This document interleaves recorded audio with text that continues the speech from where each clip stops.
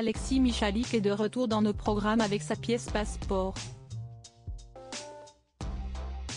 Le dramaturge vit non loin du Théâtre de la Renaissance de Paris, où se joue sa nouvelle création.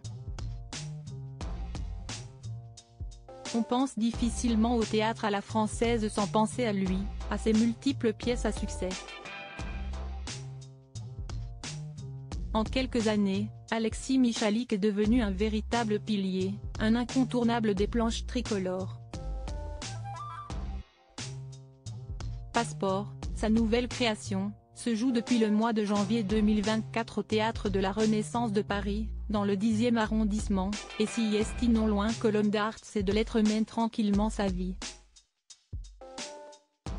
Si est ce qu'il rappelle, en toute simplicité, dans les colonnes du magazine Paris Match, édition du jeudi 7 mars 2024.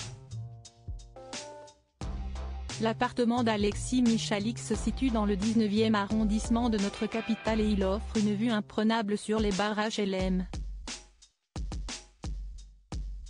J'ai mis le confort mais je n'ai aucun désir d'embourgeoisement, assure le séduisant dramaturge de 41 ans.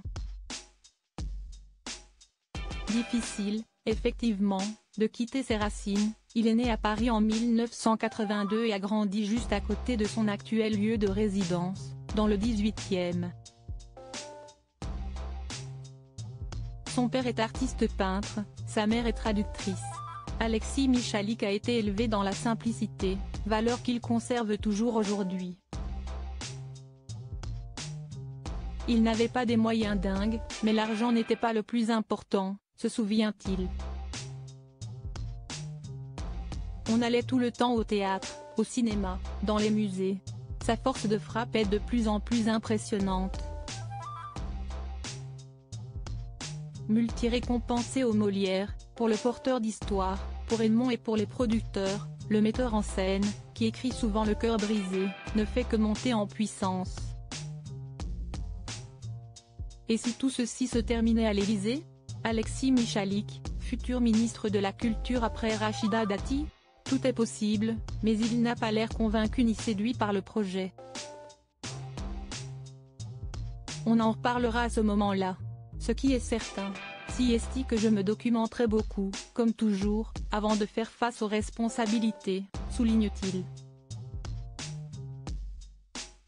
Mais je ne crois pas que ce poste ait une incidence folle sur nos destinées. Si c'était le cas, le ministre de la Culture ne changerait pas tous les 6 mois. Retrouvez l'interview intégrale d'Alexis Michalik dans le magazine Paris Match du 7 mars 2024.